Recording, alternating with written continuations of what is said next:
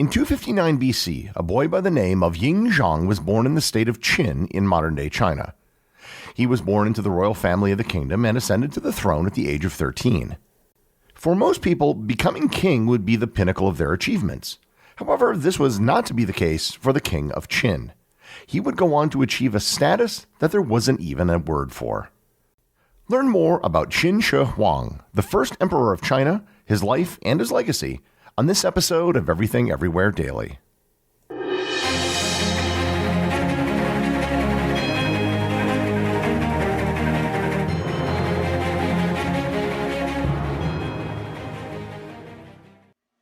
This episode is sponsored by ButcherBox.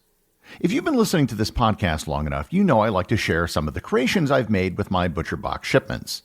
Today I want to tell you about my latest creation, meat muffins. I take a package of ButcherBox ground beef and mix it with shredded cheese. I then put it in a cupcake tin, filling it about 3/4 of the way full. And then on top, I'll pour a scrambled egg mix. I put it in my air fryer for about 13 minutes at 390 degrees, and the result is ground beef muffins. Quick and easy to make, and you can put them in the fridge for later. And if you'd like to try this recipe out yourself, you are in luck. Because today, ButcherBox is giving my listeners free ground beef for the life of your membership, plus an additional $20 off your first order.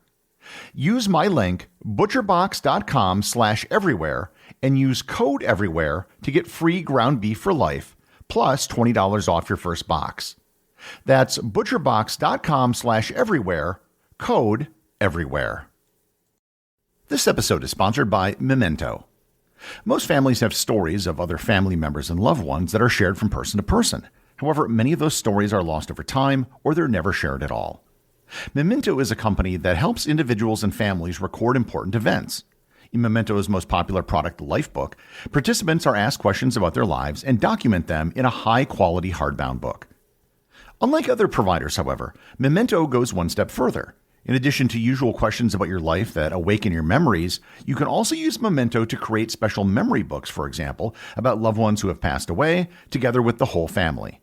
And not just in writing, but also with voice memos and videos that can be inserted into the books and played back. The special group editing function brings the family, especially grandchildren and grandparents, even closer together. With Mother's Day just around the corner, this may be the one gift that will not only honor your mom's life, but will provide lasting memories for years to come. For my listeners, Memento has something special. Use code EED15 and get a 15% discount on your order. Visit memento.com, MEMINTO, and start your journey into the world of personal stories.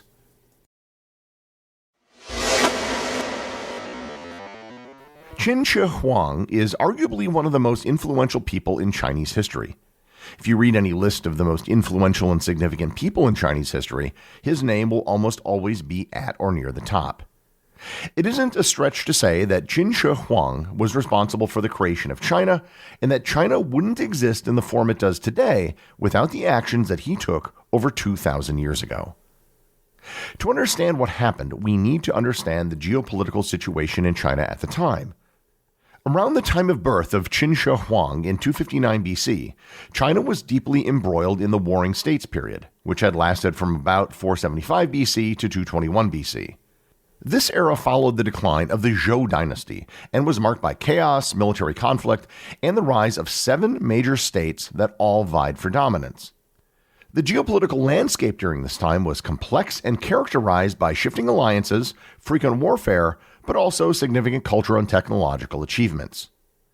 China had broken up into 7 major states during this period: Qin, Chu, Zhao, Wei, Han, Yan, and Qi.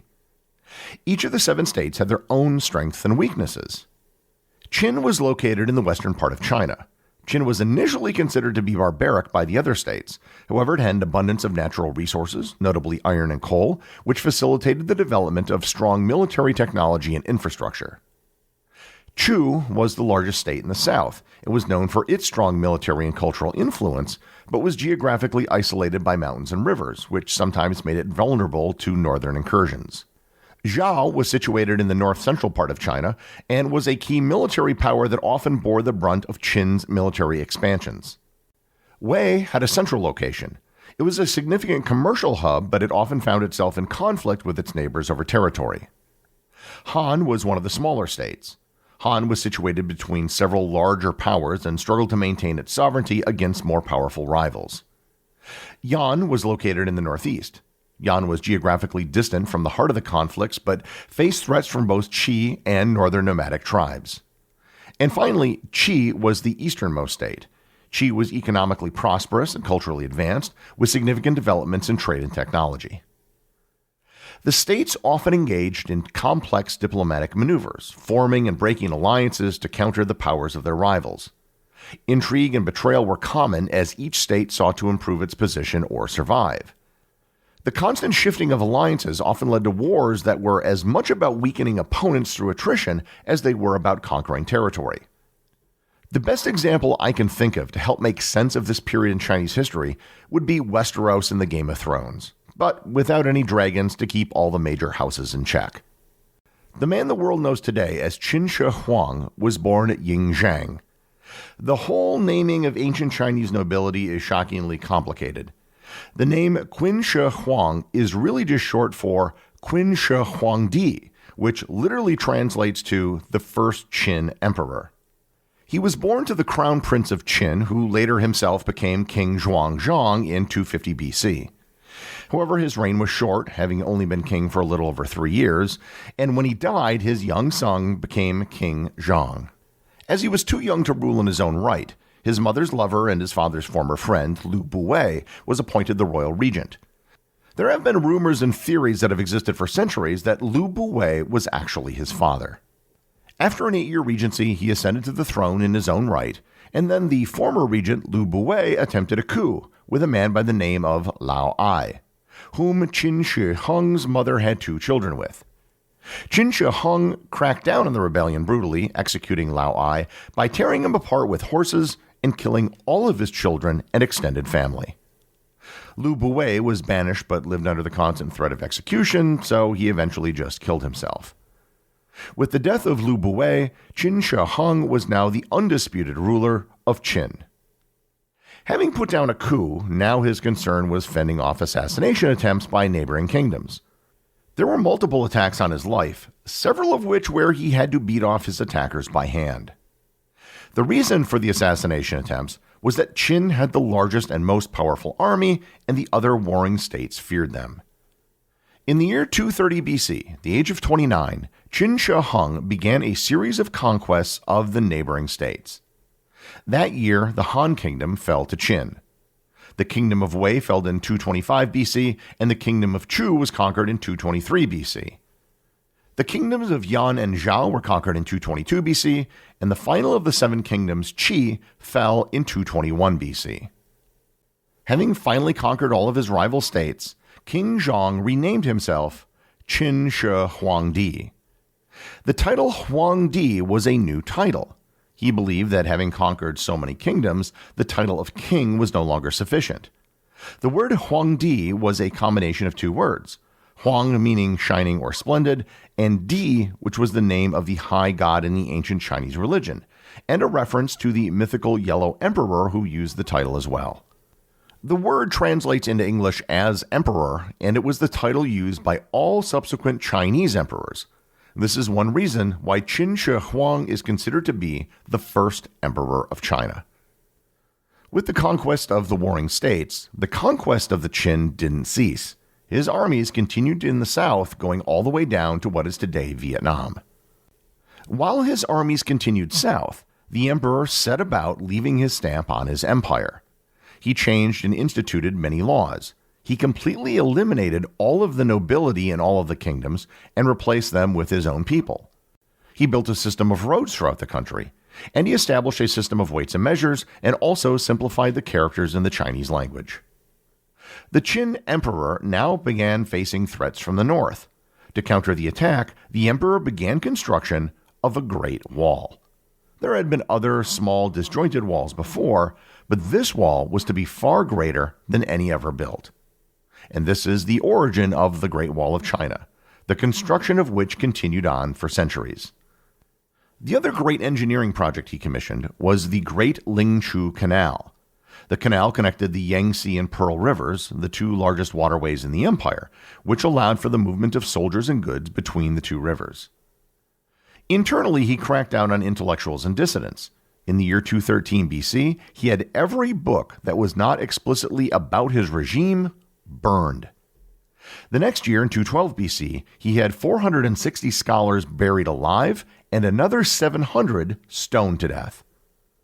After that, all schools of thought or philosophies, including Confucianism, were banned. The only thing that was allowed in the empire was the doctrine of legalism, a strict philosophy that emphasized severe punishment for law-breaking and strong central authority, which coincidentally helped maintain control over the newly unified state, and it also led to widespread resentment. Despite all of the massive engineering projects, the purges of scholars, the political reforms, and the military conquests, none of these are the lasting memory that most people have of the Emperor Qin. The thing that most people associate with him is his quest for immortality. Being the ruler of all that he could survey probably went to his head. He felt that he could use his power and influence as emperor to avoid death itself. Qin Shi Huang was deeply influenced by Taoist alchemy practices, which often promised the possibility of immortality through the ingestion of certain elixirs or the performance of specific rituals. Historical records detail the emperor's dispatching of emissaries to search for the mythical islands of the immortals, where it was believed these life-prolonging substances could be found. His court alchemists created many elixirs and potions for him to consume to extend his life. Ironically, many of them contained mercury, a highly toxic substance that probably ended up shortening his life, not extending it. Qin Shi Huang's most famous attempt to secure his immortality was through the construction of his massive mausoleum complex, which is best known for the terracotta army that guarded it. The mausoleum itself was a monumental project. The life-size statues were crafted to serve as the emperor's protectors in the afterlife, indicating his belief in a continued existence that required safeguarding. There are over 8,000 statues of warriors that were used to guard him in his mausoleum. The amazing thing about the statues is that each statue appears to have been created based on an individual soldier. Each statue is unique, and no two are the same. The terracotta warriors were only first discovered in 1974. However, as incredible of a discovery as the terracotta warriors were, the greatest discovery may yet to be found. The mausoleum complex, which has not been found, is believed to be an underground palace surrounded by a miniature cosmos, complete with rivers and seas of mercury intended to mirror the celestial bodies of the universe. Ancient accounts suggest that the emperor's tomb consists of models of palaces, scenic towers, and the hundreds of rivers of China represented by flowing mercury. This design was intended not only to serve the emperor in the afterlife, but also to protect the tomb by thwarting would-be robbers with traps and a seemingly endless celestial ocean. Modern scientific studies, including soil analysis around the tomb mound, have found unusually high concentrations of mercury, lending credibility to the historical descriptions of the tomb's elaborate defenses and decoration. Qin Shi Huang is believed to have died on July 12, 210 BC, at the age of 49. The imperial name he chose implied that he thought he would be the first of many rulers from the Qin dynasty. However, his dynasty was to be short-lived. After the emperor's death, the Qin dynasty quickly fell into chaos due to harsh governance, widespread discontent, and a power struggle amongst his successors. By 206 BC, just 4 years after his death, the dynasty collapsed entirely under the weight of internal rebellion and external attacks, leading to the rise of the Han dynasty. While the Qin dynasty barely survived Qin Shi Huang, his legacy can still be felt over 2,000 years later. The unification of China was something that every successive emperor and dynasty attempted to replicate. The title he created, Huangdi, was used by emperors up until the early 20th century. Moreover, the Great Wall of China and the Terracotta Warriors, two massive projects that he built, are two of the most iconic symbols of China today. For these reasons and many more, Qin Shi Huang has gone down not only as China's first emperor, but also perhaps its greatest. The executive producer of Everything Everywhere Daily is Charles Daniel. The associate producers are Benji Long and Cameron Kieffer. I want to give a big shout out to everyone who supports the show over on Patreon, including the show's producers. Your support helps me put out a show every single day. And also, Patreon is currently the only place where Everything Everywhere daily merchandise is available to the top tier of supporters. If you'd like to talk to other listeners of the show and members of the Completionist Club, you can join the Everything Everywhere Daily Facebook group or Discord server. Links to everything are in the show notes.